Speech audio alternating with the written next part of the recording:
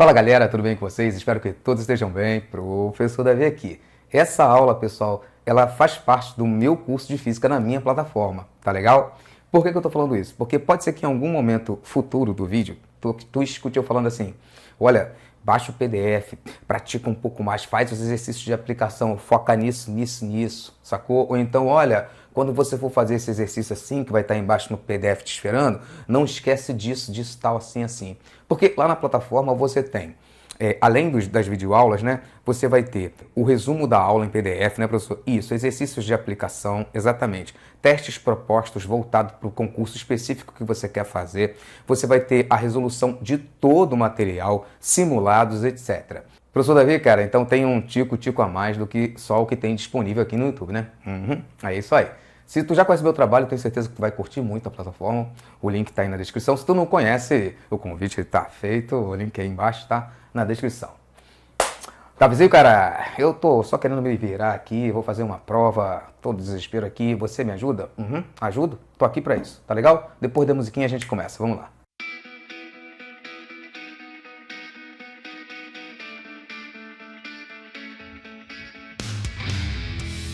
Fala galera, tudo bem com vocês? Espero que todos estejam bem. Professor Davi na área, dando início ao nosso módulo de espelhos esféricos, né, professor? É isso aí, galera, essa é a aula de número 1. Sejam todos muito bem-vindos. Vem pra cá, vamos embora começar. Conceitos iniciais. Espelho esférico é uma calota esférica na qual uma das superfícies é refletora. Então, logo de cara, para a gente sair da abstração total, existe espelho plano, né, professor? Que nem o que a gente viu na aula anterior, no módulo anterior. Isso. E existe espelho que não é plano. Aí a gente classifica como os espelhos esféricos, tá? Ele é curvo, né, professor? Isso. Para a gente sair da abstração total, trouxe aqui uma colher. Colher, professor? Isso, colher que a gente tem em casa, tá? E qual é a graça da colher? É que ela serve para comer. Não estou falando sério. Qual é a graça da colher aqui nessa aula? É que é um exemplo muito perfeito de um espelho esférico, que pode se comportar como um espelho esférico côncavo ou convexo, que são os nomes dos espelhos esféricos que nós vamos estudar, tá? Então, uma simples colher que a gente tem em casa pode ser um espelho côncavo, ora pode se comportar como um espelho côncavo, ora pode se comportar como um espelho convexo. Então, se tu tiver uma colher aí na tua casa, em que a superfície dela ainda esteja bem refletora, bem polida, sabe, não esteja muito gasta, tu vai conseguir enxergar uma coisa interessante que eu vou te mostrar na própria câmera já, tá? Mas tu pode ver ao vivo também, beleza? Então, vamos lá.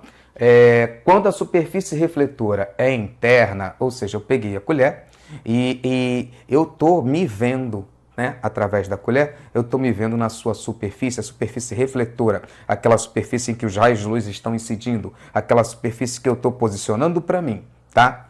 É interna, tá ok? A gente chama isso de côncavo. Então, quando a superfície refletora é interna, o espelho é denominado côncavo.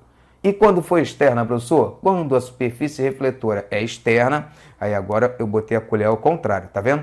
Aí agora eu estou me vendo, os raios de luz estão incidindo na sua superfície externa. Aí essa colher se comporta como um espelho convexo, tá ok? Então o mesmo objeto, dependendo de por onde eu olhe, se eu olho pela sua superfície interna ou externa, esse mesmo objeto pode se comportar como um espelho côncavo ou como um espelho convexo, tá ok? Tudo bem até aí? E essa representação está aqui embaixo para te mostrar isso. Finge que aqui é a nossa colher, tá vendo? Normalmente a gente vai representar o espelho dessa maneira, tanto o côncavo como o convexo, beleza? Esses risquinhos aqui, estão vendo? Indica qual é a parte não refletora, tá? Então, onde tem os risquinhos, professor, é a parte não refletora, é onde a luz não está incidindo. Isso. E aqui, ó, a mesma coisa, tá? Então, onde é que está a parte refletora? Tá nessa parte de cá, onde a luz está batendo, né, professor? Isso, aqui são os raios de luz, tá ok? Deixa eu até escrever isso para vocês recordarem, tá? A gente representa a luz no quadro assim, por esses segmentos de reta orientados, né, professor? Isso. Raios de luz, tá ok? Então, nós temos aqui os raios de luz e, ora, eles vão estar incidindo na parte interna, estão vendo aqui, da superfície da calota esférica, e, ora, eles vão estar incidindo na parte externa da calota esférica, beleza? Quando eles incidem na parte interna dessa calota esférica, no caso aqui da minha colher, essa colher se comporta como um espelho côncavo, tá? E quando incidem na parte externa aqui da minha colher, ela se comporta como um espelho convexo, tá ok? Mais para frente, pessoal, a gente vai ver experiências com isso. Eu vou mostrar um espelho, né, côncavo e um espelho convexo de verdade para vocês. Convexo eu tenho certeza que vocês já viram em saída de porta de garagem. Vou mostrar imagens daqui a pouco, né? Um ônibus, saída de porta de garagem, etc, em lojas, etc e tal. Mas côncavo é mais difícil de vocês enxergarem no dia a dia, tá? E aí eu vou mostrar isso para vocês, para pessoa dar até uma dor no olho de ficar olhando para esse troço. Exatamente. Vou mostrar para vocês. Esse aqui é côncavo, tá vendo? Ele se comporta, ó, raio de luz, professor, isso, tá incidindo na sua parte interna aqui, né, velho?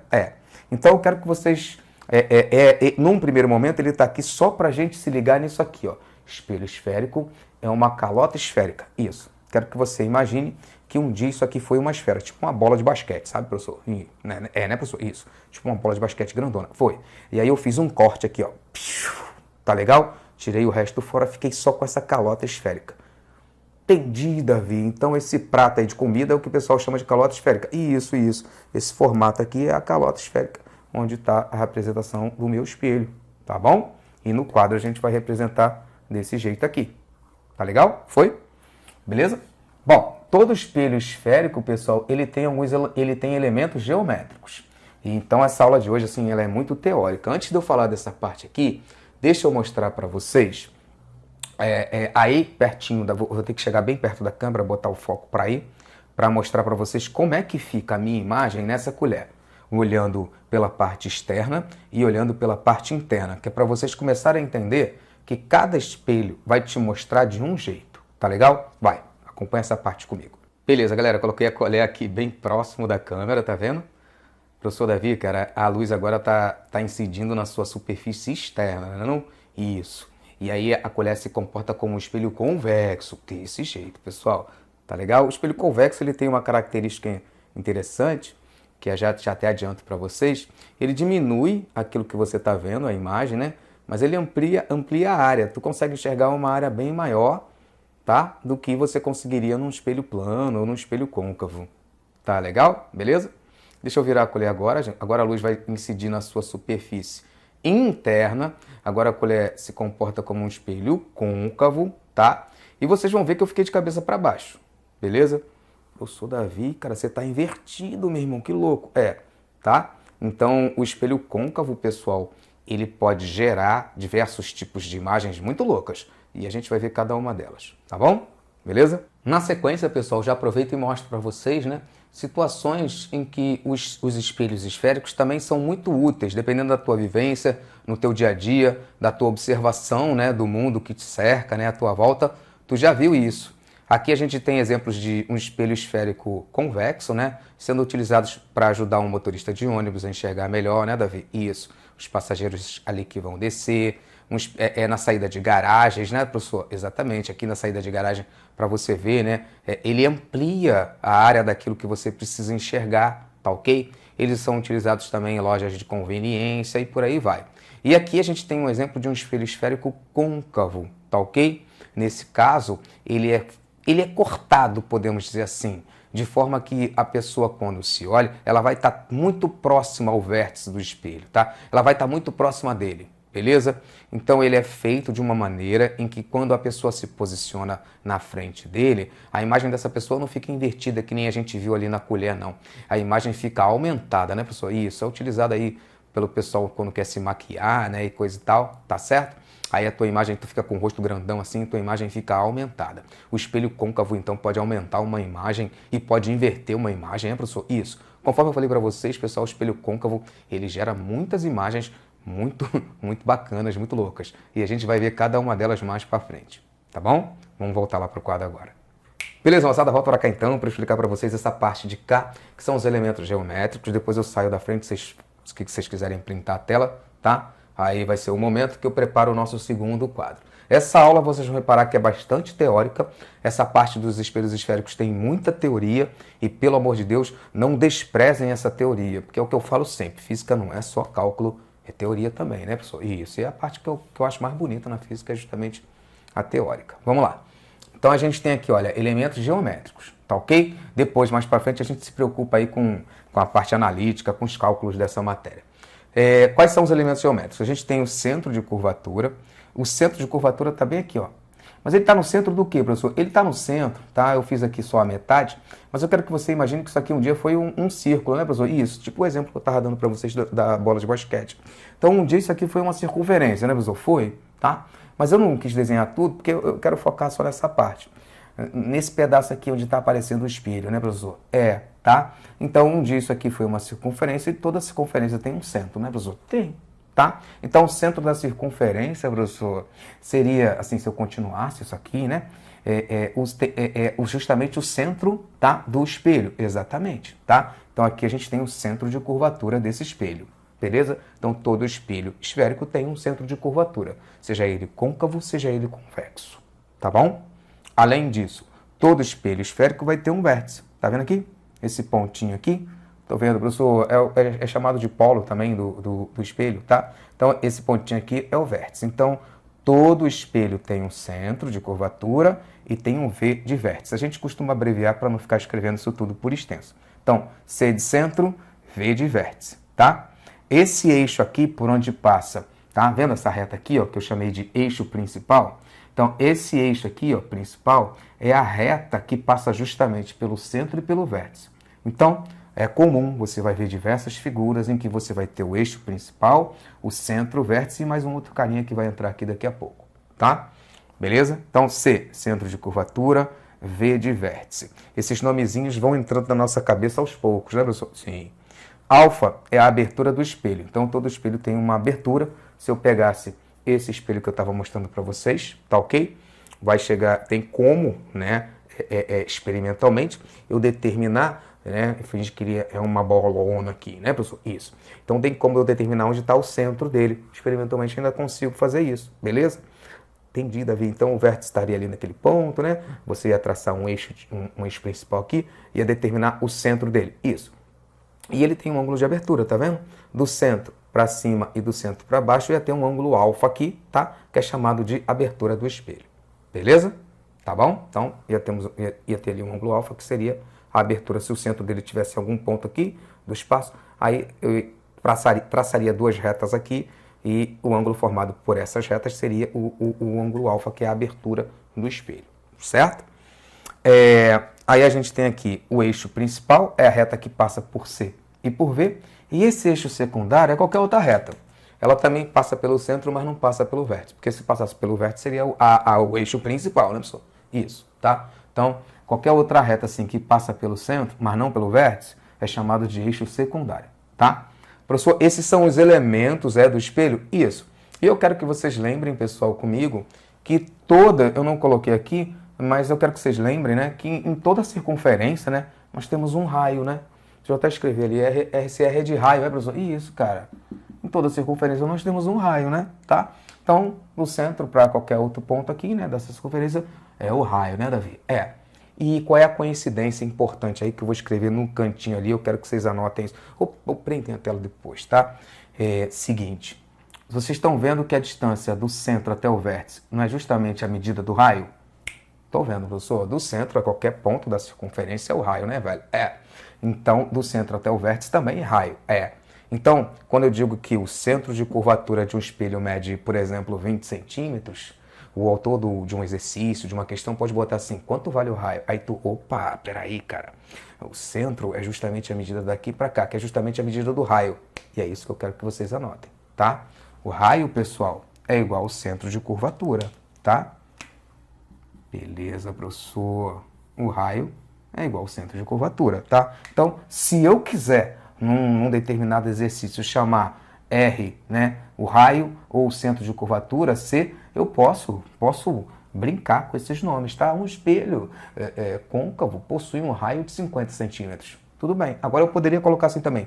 Um espelho côncavo possui um centro de curvatura de 50 centímetros. Eu estou falando a mesma coisa? Estou te informando a mesma coisa. Você tem que saber que o raio e o centro de curvatura são iguais.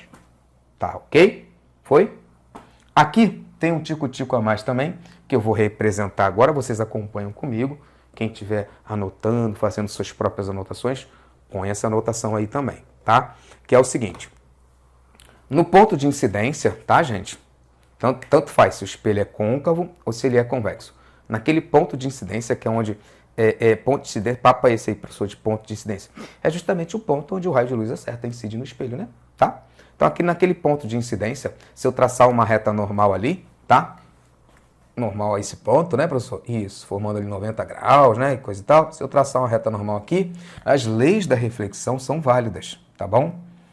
E R. Se tu ainda não viu reflexão, tá ok? É um módulo anterior a esse, tá ok? Para a galera que está vendo esse vídeo no YouTube, tem reflexão da luz no meu módulo, na minha playlist de óptica, tá? Óptica geométrica. Então, o ângulo de incidência é sempre igual ao ângulo de reflexão, né, professor? Isso. Então, as leis da reflexão são válidas para os espelhos esféricos também, com certeza, pessoal, tá? I igual a R ali, I e R são iguais, tá? Deixa eu escrever isso para vocês. I, o ângulo I é igual ao ângulo R. Vai lá, printou aí, vai. Beleza, galera, vem para cá então que eu já terminei de preencher o nosso segundo quadro, tá? Botei um exemplozinho aqui para a gente fechar essa aula com chave de ouro, beleza? Essa aula é bem tranquila mesmo, é assim que eu começo, né, essa matéria quando eu estou trabalhando ali em sala de aula com os meus alunos que estão vendo isso pela primeira vez, às vezes está até no fundamental ainda, sabe? 8º ano, 9º ano, conhecendo isso aqui ainda, então é isso que eu quero deles, velho. Eu quero que eles saibam que isso faz parte do cotidiano deles, dou o exemplo da colher e outros exemplos que eu mostrei para vocês, quero que eles, né, vejam que isso está na vivência deles, né? E saibam esses nomezinhos, essas coisas são importantes. São bonitas e importantes, tá ok? Bem, depois a gente aprofunda um pouco mais, tá? Espelho esférico de Gauss. O que é um espelho esférico de Gauss? Esse matemático aqui, pessoal, ele se debruçou bastante sobre o estudo dos espelhos esféricos, como é que a gente poderia obter melhor condições de nitidez, sabe? E ele concluiu, através de diversos experimentos, o seguinte, em termos práticos, as condições de nitidez de Gauss, em homenagem a ele, né, se chama Gauss, condições de nitidez de Gauss, diz que a parte realmente útil de um espelho esférico, quando eu digo parte útil, é aquela parte que tu vai ter uma imagem boa, uma imagem nítida do que você quer enxergar, né, pessoal? Isso. Realmente útil de um espelho esférico é uma pequena região em torno do vértice, isto é, um ângulo alfa de abertura, né, um ângulo de abertura menor que 10 graus, tá ok? Então essas são as condições de nitidez de Gauss, professor? Isso. E é de acordo com essas condições que a gente estuda essa matéria de espelhos esféricos, com certeza, tá? Em todo o nosso módulo, a gente se preocupa sempre em estar apresentando para os alunos espelhos gaussianos, espelhos que se comportam obedecendo aí as condições de nitidez de Gauss para que a gente tenha, né, a imagem sendo formada e etc e tal, tá ok?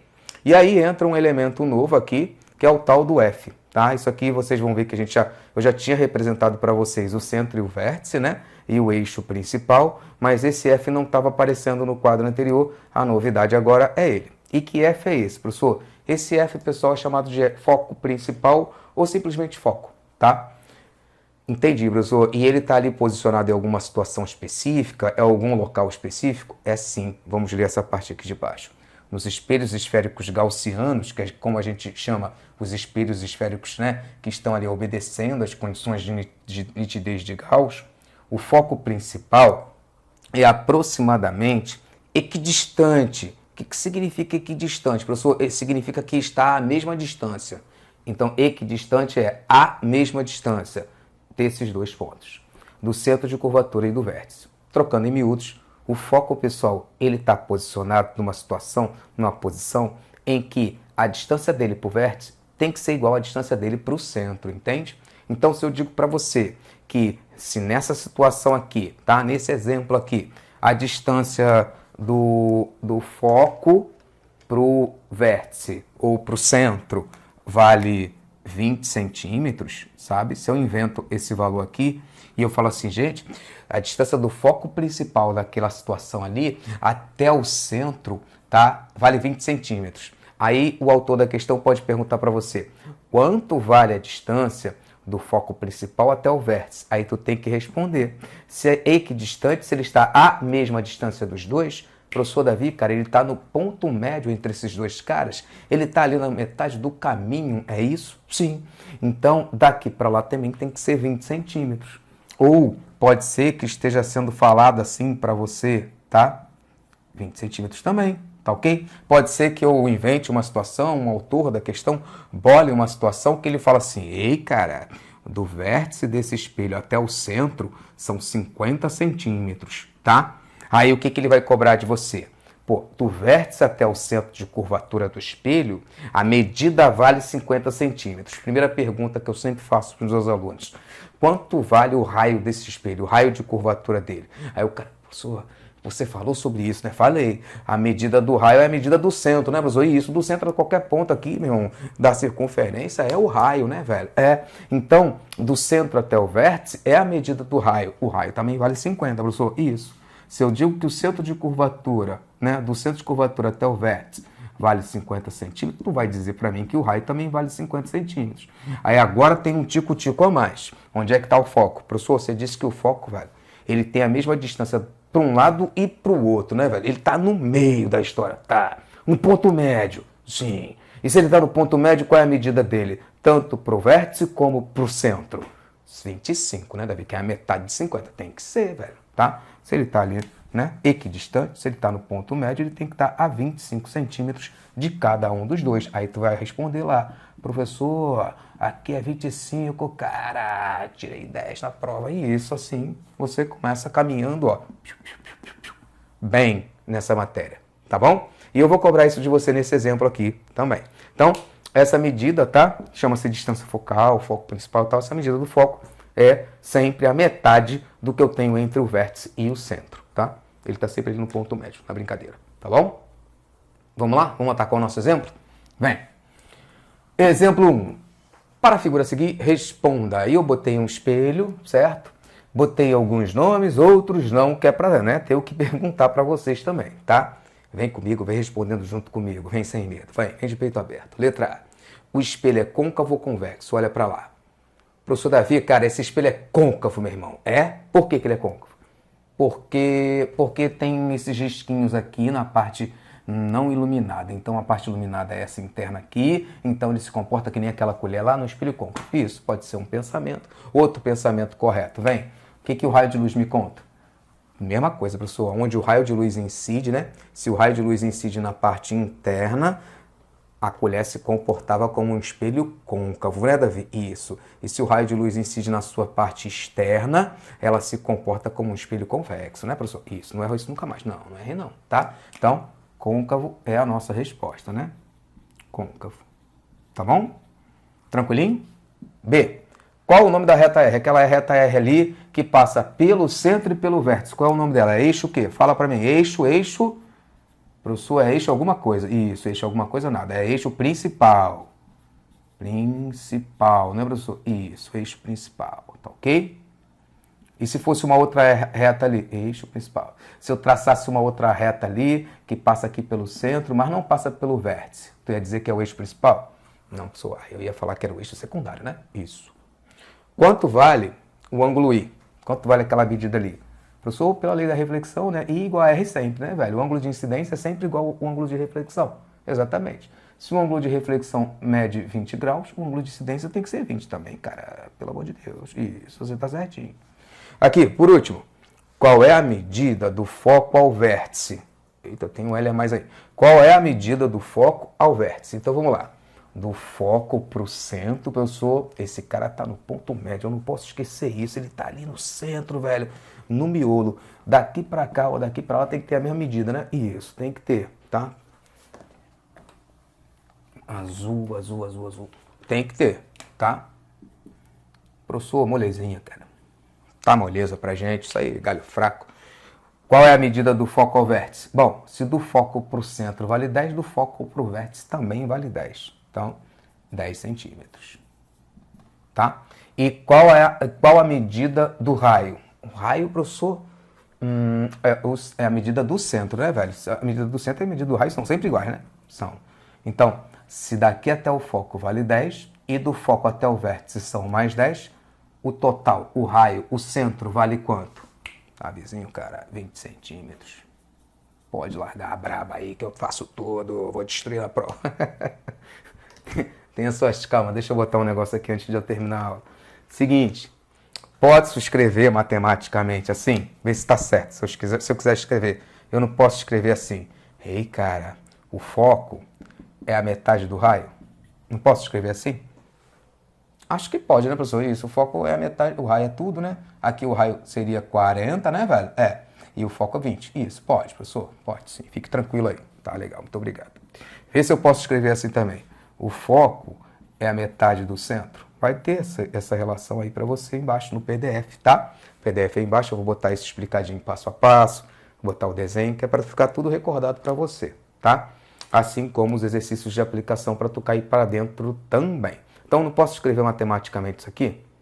Pode, professor, já que o foco, já que o raio e o centro têm a mesma medida, então o centro dividido por 2 também é igual ao foco, né? Isso. E vocês respeitam, tá? Sempre, pessoal, a medida que já está sendo apresentada para você. Se ele diz que aqui é centímetro, aí tu bota centímetro para todo mundo. Se ele falar que é metro, tu bota metro para todo mundo, milímetro para todo mundo e coisa e tal. Mas normalmente está em centímetro mesmo, nessa matéria aí. Tá legal?